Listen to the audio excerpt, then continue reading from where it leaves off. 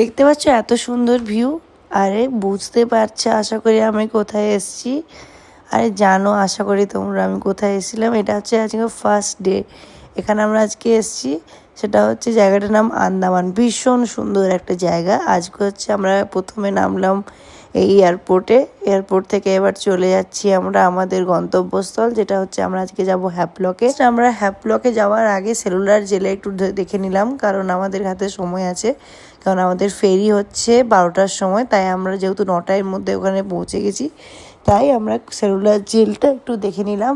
ভীষণ সুন্দর জেলটা, একদম পুরো অপূর্ব, জাস্ট অপূর্ব। কিন্তু এখানকার ভেতরে মানুষ কত কষ্টে থাকতো সেটা তোমরা এলে এখানে বুঝতে পারবে।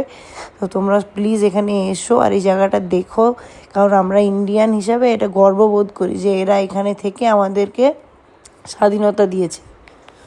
এবার যাচ্ছি আমরা হ্যাভলকের উদ্দেশ্যে। এই হচ্ছে আমাদের ফেরিতে করে চললাম আমরা হ্যাভলক।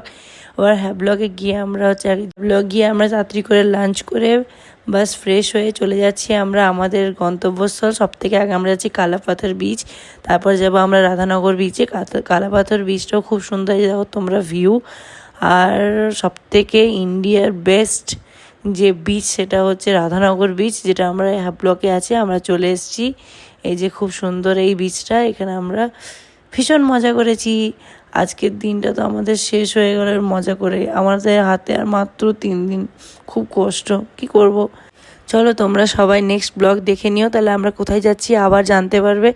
এবং সব থেকে সুন্দর একটা জিনিস তোমাদেরকে নেক্সট ভিডিওতে বলবো, সেটা হচ্ছে আমরা কার সাহায্যে এবং কিভাবে গেছিলাম। আমরা ভীষণ কম খরচে গেছি। তোমরাও এতটাই কম খরচে আন্দামান ঘুরতে চাইলে প্লিজ আমার নেক্সট ব্লগটা দেখো আর চ্যানেলটা সাবস্ক্রাইব করে দিও। এরকম বিভিন্ন ঘুরতে যাওয়ার ব্লগ আমি তোমাদেরকে এই চ্যানেলে দেবো। এবং